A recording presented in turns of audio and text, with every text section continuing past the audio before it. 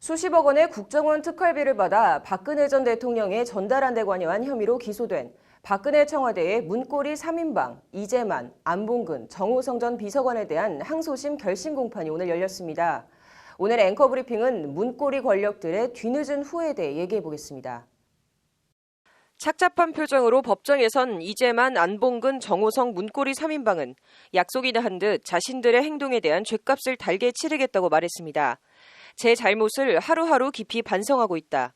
제가 책임져야 하는 부분에 대해선 죗값을 치르겠다. 맏형격인 이재만 전 총무비서관의 말입니다.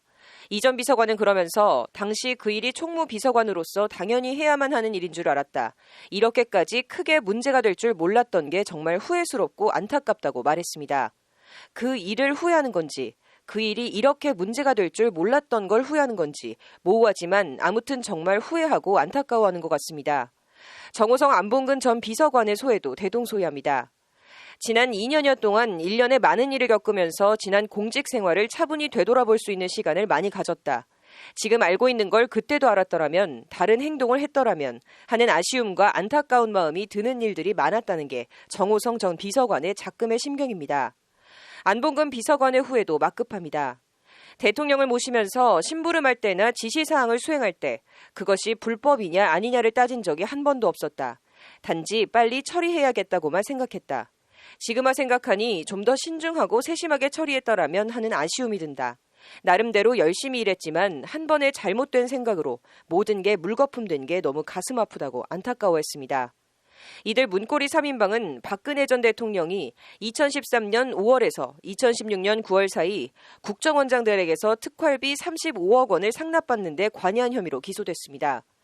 1심 재판부는 이재만 전 비서관과 안봉근 전 비서관에겐 징역 1년 6개월과 징역 2년 6개월의 실형을 각각 선고했고 정호성 전 비서관만 징역 10개월에 집행유예 2년으로 풀려났습니다.